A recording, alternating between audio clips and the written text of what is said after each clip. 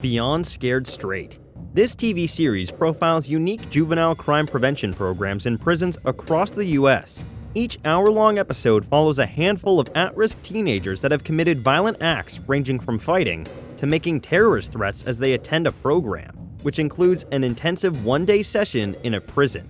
Inmates scream, yell, and threaten teens to purposely scare them to help these young people make better choices and avoid ending up in prison. Today, we cover some unruly teens from the show that face their match. We was on the streets, it'd be a totally different thing. I'd be beating the out of you like but you ain't on the street. Are you happy? Number 5. Mom is afraid of her own son. This unruly teen is giving his mom the chills. At just 14 years old, Dylan has been using curse words at his mother and younger brother. On several occasions, he's been accused of bullying them too and using violence on them. There's truth in this because at the filming of this episode, Dylan was unruly, not listening to the producer of the show as he stormed out of the house. When confronted about raising his hands on his mom, he denies, forgetting that there's actual footage of him doing so. His little brother is extremely terrified of him since he bullies him often, and even narrates of a time when Dylan put his hand over his mouth and nose, threatening to end his life. His mother's biggest concern is taking Dylan for the jail tour because he isn't cooperating. Dylan believes that he isn't a criminal and doesn't do stuff that people go to jail for. However, the Richland Police Department was able to intervene and get him out of the house for the jail tour. Dylan was handcuffed and taken into custody, aware that he was no longer in charge and had to take orders from the officers. When he was sent to jail, he faced his fears when one of the inmates went for his designer sneakers. The house bully now turned into a timid mouse because he didn't have the guts to ask for his shoes back. He started getting bullied and intimidated by the big guys at the cell and was warned about disrespecting his mother. Dylan knew at this point that the only person he could count on at his weakest point was his mother. This boy was so scared that all you could see in his face was fear and the need to run to his mother for comfort. I know I need help because I know Dylan needs it. Now my biggest problem is how am I going to get him to the jail tour? Number 4. Koko can't close his mouth. At just 15 years of age, Koko is facing 8 felonies and is in some serious trouble. At the beginning of the clip, we can see Koko trying to put up a strong fight with the police by acting smart, but he gets outsmarted because the officers could smell his fear. This young man claims that he's a bad seed that gets away with a lot since he does whatever he wants.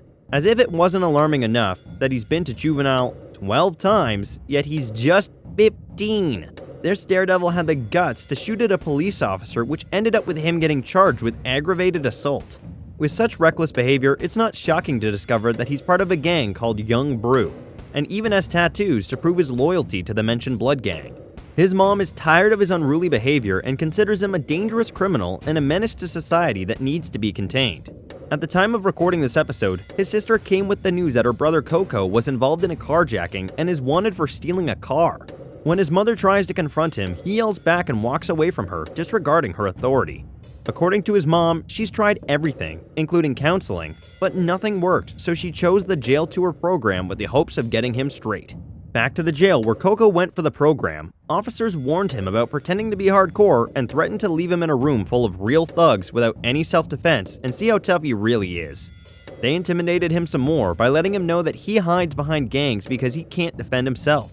He faced the reality that his gang brothers didn't care about him since he was replaceable at any moment, yet he was breaking the law out of loyalty to the gang. When they were taken to the cells, tough Koko became a Cocoa Puff, waiting for some marshmallow. He became so calm and intimidated by the inmates who were giving him a reality check on the real situation. However, Koko chooses to snap when one of the inmates tells him that there are a lot of rival gang members in their cells. When he answers back, "Cheese and blood gonna be." He was then scolded by one of the officers for being timid and not being audible enough to be heard if he really wanted to make a smart comment. Despite trying to use some proper language, one of the officers called him out since he clearly hadn't changed his ignorant ways and threatened to have him sent away, as Koko was left speechless, not knowing what to do. Are the same thing. You just think you hard. You think it's all about Mr. Koko. You see those guys over there? They're gonna leave marshmallows in your Koko. Number 3. You think you're a gangster. In case you're wondering where the girls are at on this list, let's shock you with 12-year-old Ashanti, who at a young age is in trouble for fights and being in a gang. The girl boasts to be a bully to her mother and doesn't seem to take instructions. She feels fabulous when she fights both boys and girls and never feels sorry for anybody.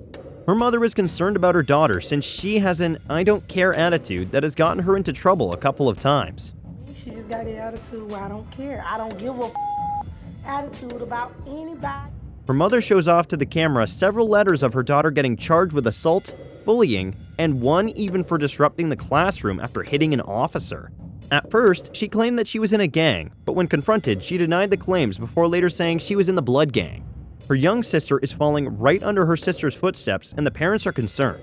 Ashanti claimed that she wasn't scared of a jail tour, but threatened to snap if anybody crossed her or her sister.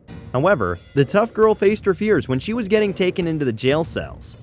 She started crying along the way as the officer put her off by telling her she had no time to cry. Ain't no time to cry now, sister. Ain't no time to cry. There were raging inmates at the female housing unit, which was a terrifying scene for anybody who walked past the hallways. The raging women were going to hurt her in any way as she resisted the whole time. She was confined in a single-person cell, as were the other girls who were there with her when some of the inmates opened the door to her cell. One was even screaming that she was her woman and belonged to her, and more joined in to fight over them. When she got a visit from her parents, Ashanti was beyond scared straight and just wanted out of it all. And with that, it's now time for today's best pick. Today's photo was sent to us by a subscriber, so if you come across a photo online and want to know more details about it, just send it over to us. We might even feature it in a future video. Number 2. Chowchilla. This photo shows a girl who seems to be troubled, and we come to know her real name is Leanna, 13 years at the time when she got on the show. Her crimes were shoplifting and drugs. The snapshot is taken off from the first clip of the show, which was the first episode of the season. The show, titled Chowchilla, featured the tale of a group of female teenagers who were taken to Valley State Prison for women. At this moment, the girls were standing at a prisoner's graveyard who had been beaten to death by a rival gang member. At the beginning of the clip, we can see that even before the doors to the prison are opened, the inmates from the other side start shouting, "They're mine." Once the doors open, the teenagers are forced to walk on a yellow line by an inmate called Green Eyes, who seems very intimidating due to her huge stature. The girl in the photo leads the line as they're directed to where they should stand along the fence. The girls are then given some wet towels to take off their makeup in the harshest way possible.